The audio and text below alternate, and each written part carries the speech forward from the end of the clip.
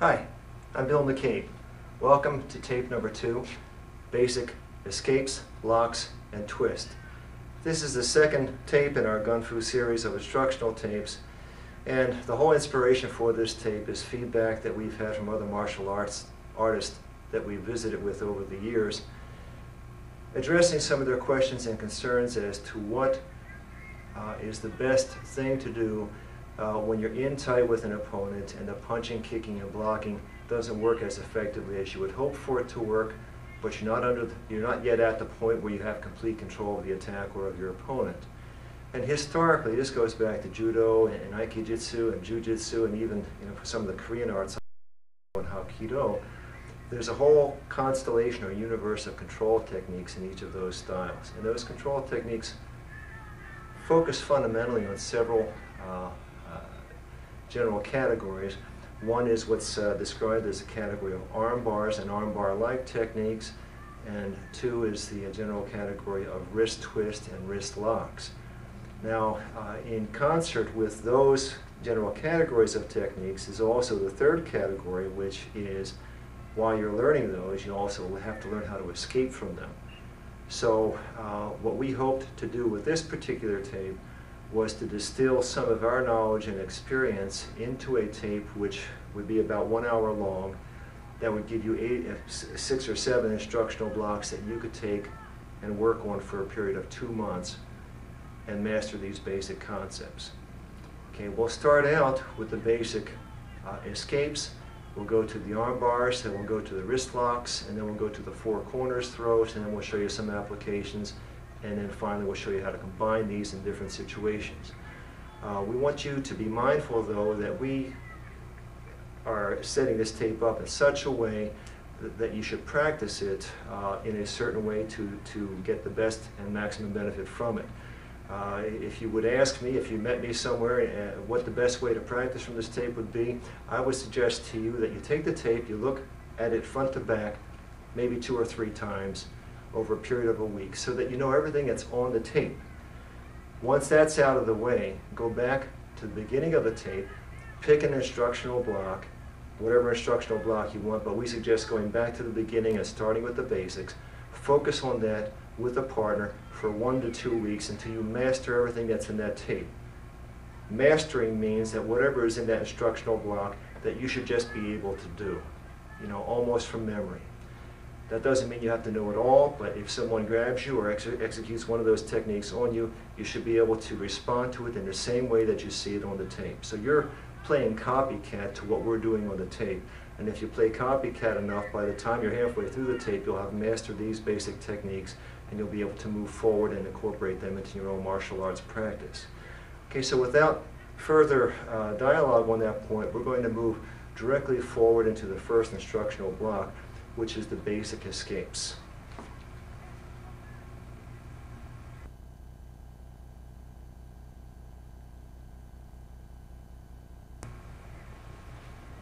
Okay, the first segment of basic escapes is the breakout techniques or breakaway techniques. Now we're going to talk about several types of escapes, but let's move first right into what we consider the 4 elementary moves that are the foundation of all successful escapes. Now, I don't want you to be judgmental about this. I don't want you to look at this and say this won't work if I'm in a fight for my life or where my life depends on it, because this is just a foundation or the building block for more that is to follow. But this is the foundation that you have to master before you go on. It's that important. Sensei Ralph Howard will be assisting me. Sensei Ralph, I'm going to ask you to stand over here just for a second. First thing you need to do when you're working with a partner is always establish what we call the working distance for focusing on these types of techniques. We call this the self-defense distance, which is arms extended to where you can just touch. Okay? He grabs at my right hand. This is the basic escape. First move, I move forward and out. Now we're going to do the 4 techniques for you, then we'll go back and give you the instruction on each of the techniques. We want you to see them first. Number 2. Number 3. And number 4. Okay, again. Number 1. Number 2. Number 3. And number 4. Okay, this time hold tight. Number 1. Number 2. Number 3.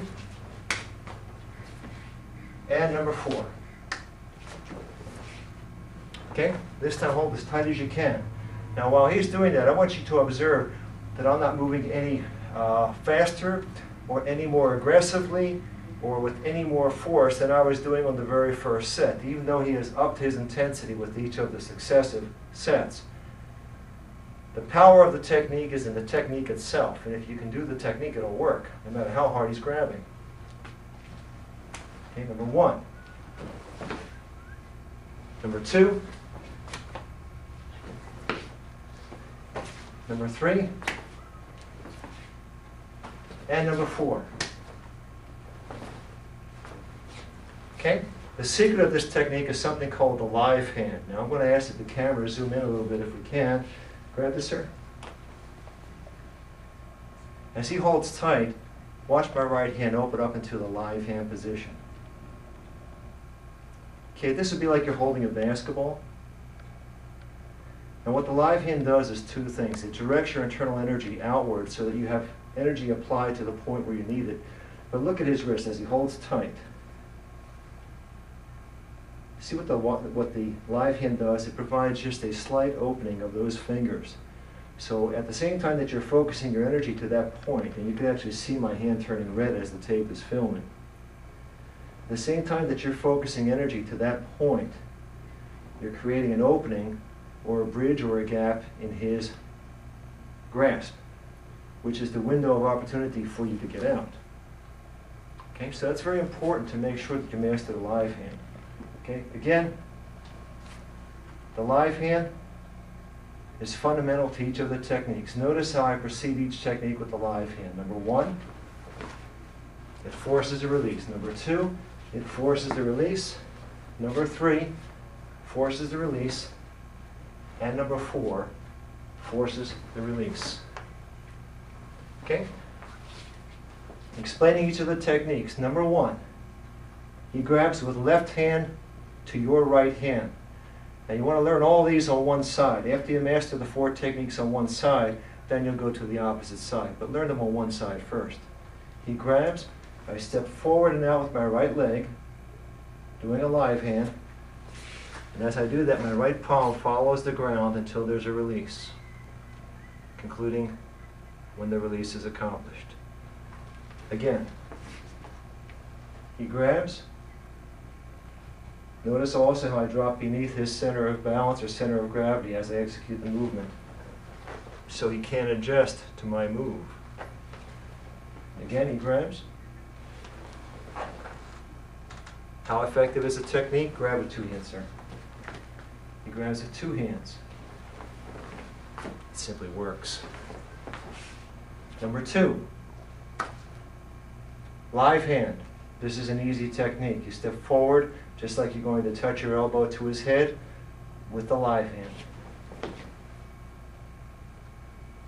Okay, sometimes the student will say to me, what if I don't do the live hand? Doesn't it just work all the time? And the answer is no. When you have a closed hand, the opponent can read your motion because you give away your strength by hardening it, and then he can read your intent to move your legs and everything. He'll adjust immediately if you do it with a fist. For example, as I try to execute the same number 2 technique with a closed fist, look how he adjusts. With the live hand, see, the live hand is soft. There's no read. I'm not doing this hard. See, I'm relaxed. Observe. Hit, and you're released. Okay, number 3. Number 3 technique is the same as number 2, but you're stepping back. Stepping back, just like you're wiping the side of your face. Same as number 2. Live hand, notice that I'm soft. If I go tight, he can respond. He can adjust his weight. If I go soft, he cannot. Number 4, I prefer to do number 4 by stepping in. As I step in, the live hand executes, and my hand drives back straight behind me. It also opens up a nice counter here if you want to do that. Okay?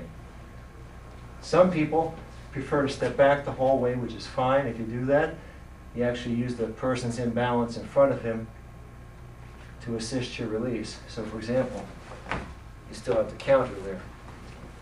A short person has to vary this. And a lot of short persons will, on their own, modify the technique so that they bring the elbow up over the top, use the elbow to assist the release, and that's fine if you do that. Now we're going to swing around and give you an opposite side view of the techniques. Actually, what I'll do is I will attack Sensei Ralph, and Sensei Ralph Howard will execute the techniques from his side, giving you the opposite side perspective. Ready? First thing you do, and moving in. Number 1. Number 2. Number 3.